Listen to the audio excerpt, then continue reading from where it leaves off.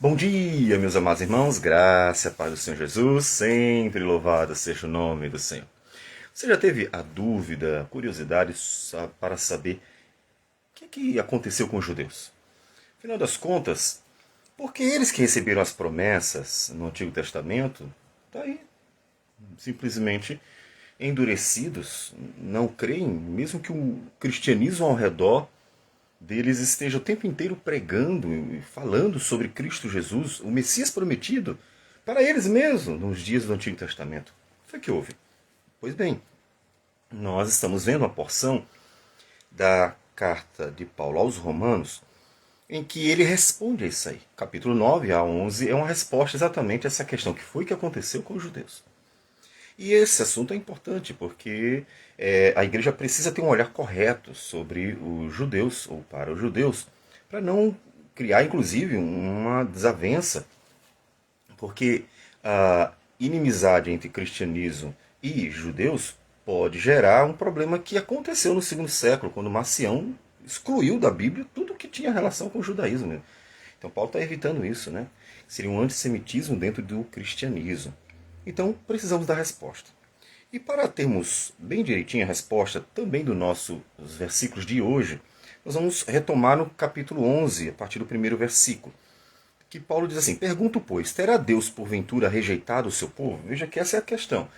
Olha, Deus durante o Antigo Testamento, e claro, mais especificamente depois de Abraão, foi tão claro em prometer a salvação, os profetas principalmente, os profetas clássicos, falam bastante sobre o dia do Senhor, o dia da salvação, o dia em que viria o renovo, várias vezes, e se torna até mais acentuado nos profetas pós-cativeiro, o Ageu, o Zacarias, o Malaquias. Isaías de fato fala bastante antes, mas Deus promete bastante o dia da salvação. E o que foi que houve? Deus rejeitou o seu povo? Essa é a pergunta básica. E o apóstolo responde: de modo nenhum. Ou seja, Deus não rejeitou Israel. Israel não foi excluído. Então, já podemos dizer o seguinte: não existe uma igreja do Antigo e uma igreja do Novo. Ou seja, Antigo Testamento, judeus. Novo Testamento, gentios. Não. Por que não? Porque Deus não rejeitou o seu povo.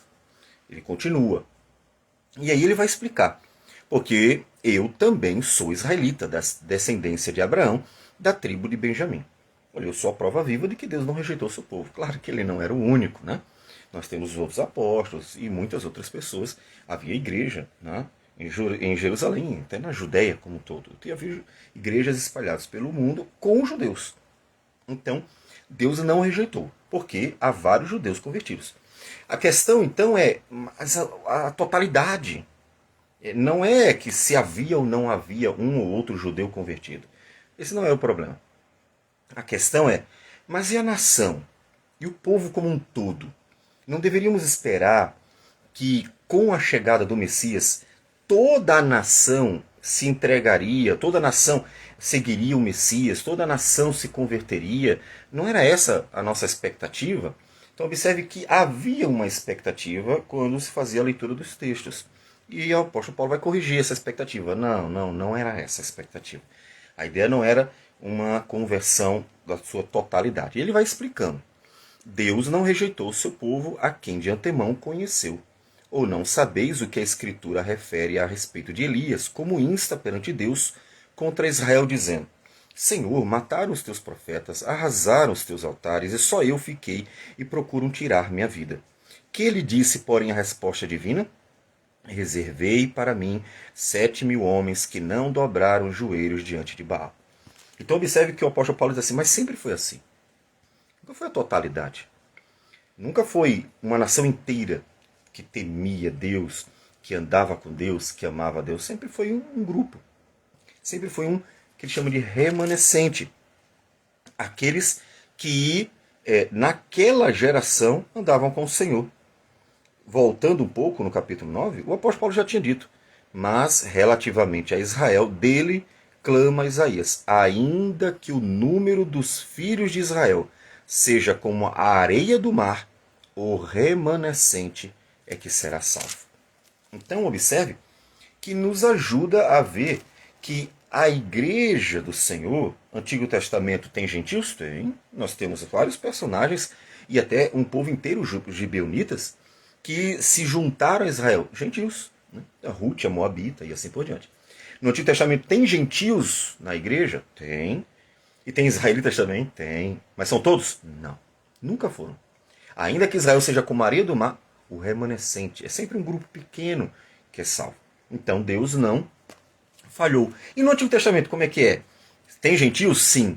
Qual é a grande diferença da igreja do Antigo para o Novo? É que os gentios são acrescidos em grande número. Essa de fato é a diferença. Por quê? Porque no Antigo Testamento, Deus está conduzindo Israel, que deveria ser um instrumento, sal da terra e luz do mundo, para atrair as nações, não cumpriu o seu papel. Mas, como o propósito de Israel principal é a chegada do Messias, claro que também a revelação, como Paulo diz em Romanos 9, 4 e 5. Ou seja, a revelação de tudo o que Deus quer para a sua igreja. Mas o propósito principal é a chegada do Messias. Então, os gentios ao redor, eles são um pequeno número, eles não são muito atraídos, até pela própria dureza do coração de Israel, que não foi o instrumento que deveria ter sido, sal da terra e luz do mundo. Então, o número é pequeno de gentios, ainda que também de israelitas, por causa da dureza do coração deles mesmos. Quando chega no Novo Testamento, Deus propaga por meio do seu povo o evangelho para todo mundo. Eles são enviados propossadamente a todo mundo. E essa é a grande diferença. Nós temos no Antigo Testamento Jonas pregando para Nínive. Nós temos no Antigo Testamento personagens aqui e ali, ou um povo aqui e ali, que vai ouvir o Evangelho. Então não foi um envio em larga escala. No Novo Testamento, os gentios ouvem o Evangelho em larga escala. Por quê? Porque Deus enviou, Jesus enviou os apóstolos, enviou a sua igreja para pregar o Evangelho para os gentios em larga escala. Então essa é a grande diferença. Mas e os judeus? Continua vendo o judeu salvo. Ele diz, eu sou judeu, sou salvo. E lembre-se que Deus disse, ele reservou um grupo. Ele coloca o texto em que Deus está falando com o profeta Elias, e Deus diz assim, 7.000 homens que não dobraram os joelhos a Baal. Então, há judeus salvos? Sim, há judeus salvos. Não espere a nação inteira. Sempre haverá judeu salvo, mas não espere a nação inteira. Assim, pois também, versículo 5 de Romanos 11, agora no tempo de hoje sobrevive um remanescente segundo a eleição da graça. Ou seja, e hoje continua assim. Então, não precisamos e não devemos de modo algum separar Antigo e Novo Testamento como se fosse o Antigo de um povo, o Novo de outro povo. Nunca foi. O Antigo sempre foi para judeus e gentios, e você vai ver presença de ambos, só que, como disse, a diferença é que Deus não envia missionários em larga escala. E no Novo Testamento há judeus também, só que agora Deus envia missionários em larga escala. Observe que quando Deus envia os missionários, está dizendo, tá vendo? Mas só para os gentios. A maioria dos apóstolos foi destinado aos judeus. Então, os judeus e os gentios ouviram o evangelho em larga escala. Inclusive, quando ele começa a carta, em Romanos capítulo 1, versículo 16 e 17, pois não me envergonho do evangelho, porque é o poder de Deus para a salvação de todo aquele que crê, primeiro do judeu e também do grego, ele deixa claro que o evangelho estava sendo anunciado para todos. Então não era só para gentios. Então não existe uma separação, igreja de antigo, igreja de novo, como sendo judeus e gentios. Isso não existe. A igreja sempre foi uma. A igreja sempre foi o povo de Deus de todos os tempos. E a gente encontrará no Antigo Testamento judeus e gentios, e encontrará no Novo Testamento judeus e gentios. Só que o problema aqui que está sendo tratado é que houve uma falsa expectativa. Qual era a falsa expectativa? Todo Israel vai ser salvo. E aí pensando na nação. E não é essa a ideia. Não foi isso que Deus quis dizer. E o apóstolo Paulo está corrigindo. Mostrando, não vai ser todo mundo. Mesmo que Israel fosse numeroso como a areia do mar, ele só ia salvar o remanescente. Então não é todo mundo. Não é todo mundo. Então, no momento ele diz, sobrevive um remanescente segundo a eleição da graça. Então, continua havendo judeus salvos. E até nossos dias. E ele continua. E se é pela graça, já não é pelas obras. Do contrário, a graça já não é graça. Então, ou seja, e por que Israel foi salvo? Israel está sendo salvo, ou seja, os judeus estão se convertendo pela graça de Deus. Ou seja, Deus graciosamente está operando no coração, Deus graciosamente está aplicando a obra de Cristo Jesus, a justificação é graça. Deus quis salvar dentre aquela nação, né, dentre os israelitas, os judeus, Deus quis salvar um povo. Deus quis fazer isso. Não é porque eles são bons, não é porque eles são melhores, não é porque eles são justos, não é. Senão graça não é graça. Para ser graça tem que ser o outro não merece, mas eu quero dar a ele. Caso ele mereça, como disse, eu trabalhei. Então eu tenho o direito de receber o meu salário. Então isso não é graça, é dívida. Mas aquele que não trabalhou, vamos colocar uma pessoa que vai ser assistida, né? Uma ação social. Aquela pessoa que não trabalhou, mas alguém passou e viu a miséria dela, e tocado no coração, decide cuidar, abençoar, dar roupa, dar comida, ajudá-la. Isso é graça. Por que graça? Porque aquela pessoa não trabalhou. Aquela pessoa não fez nada para merecer isso. Ela não tem nada que ela possa dar ou pelo qual ela possa exigir. Olha, eu mereço porque eu fiz isso aqui.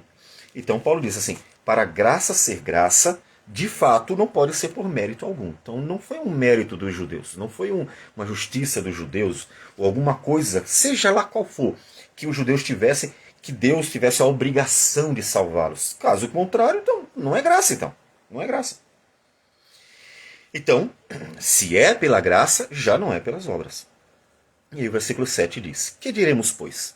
O que Israel busca, isto não conseguiu, mas a eleição o alcançou e os mais foram endurecidos. Aí o que ele diz assim? Olha, Israel está buscando uma justificação por obras.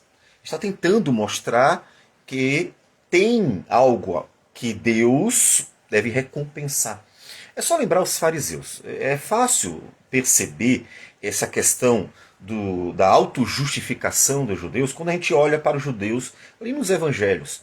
Inclusive, é muito interessante que os judeus tivessem uma visão tão elevada que eles exigiam praticamente exigiam de Deus, né, que Deus recompensasse pelo que eles eram ou o que eles faziam. E a gente vê isso em Lucas, uma parábola que o Senhor Jesus conta no capítulo 18, que é a parábola do fariseu e o publicano. Ele diz assim, propôs também esta parábola a alguns que confiavam em si mesmos por se considerarem justos e desprezavam os outros. 2 homens subiram ao templo com o propósito de orar, um fariseu e o outro publicano. O fariseu, posto em pé, orava de si para si mesmo dessa forma, ou seja, Deus não ouvia. Ó Deus, graças te dou, porque não sou como os demais homens, roubadores, injustos e adúlteros, nem ainda como este publicano. Jejuo 2 vezes por semana e dou o dízimo de tudo quanto ganho. O publicano, estando em pé, longe, não ousava nem ainda levantar os olhos ao céu, mas batia no peito, dizendo, ó Deus, sê propício a mim, pecador. Digo-vos que este desceu justificado para sua casa, e não aquele, porque todo o que se exalta será humilhado, mas o que se humilha será exaltado. Bom, a gente já vê 2 questões aqui. Primeiro, que não era todo judeu que se achava justo diante de Deus e, portanto, merecedor. Por isso que, inclusive, vamos encontrar judeu convertido. Foram judeus que reconheceram sua miséria.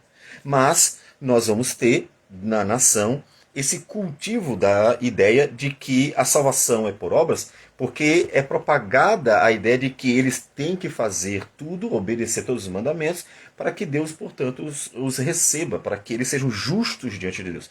Ou seja, não entenderam que ainda que o homem deva fazer aquilo que Deus ordenou, isso jamais justificará ele, porque ele é tão pecador, mas tão pecador, que nada que ele faça de bom será suficiente para justificá-lo diante de Deus.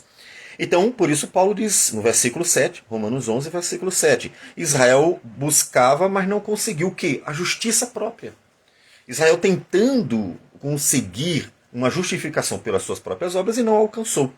Mas, ele diz, a eleição o alcançou. Ele diz assim, mas Deus quis salvar dentre eles. Ou seja, o que fez com que de Israel houvessem convertidos, ou seja, dentre os judeus convertidos, Deus quis.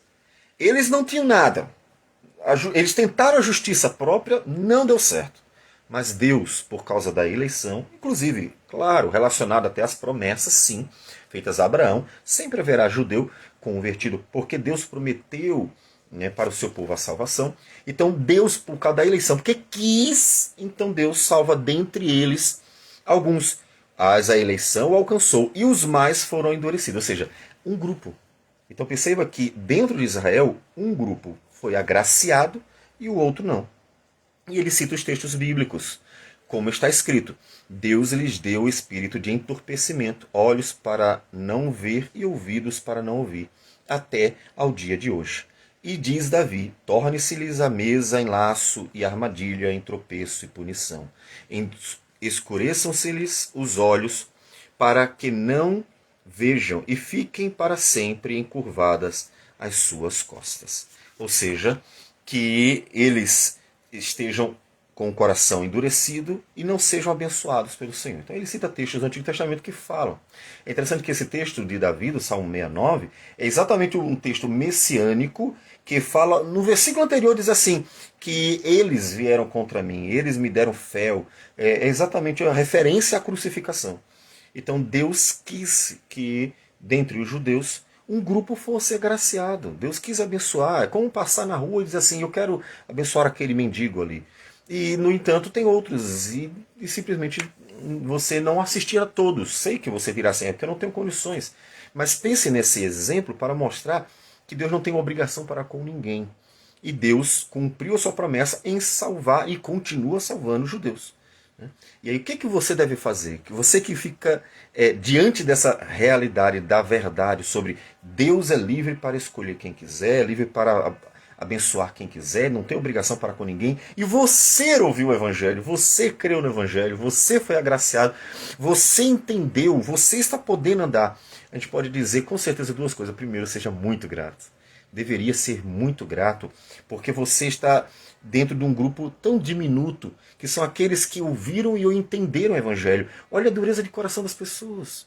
Olha como elas são duras. Olha como você diz para elas várias vezes, olha, Jesus morreu na cruz para salvar pecadores, pagar o preço da nossa redenção. Você só precisa crer e andar com Ele. E mesmo assim, de graça, a gente não cobra nada. E não querem. Então seja grato por você poder crer e andar com Deus.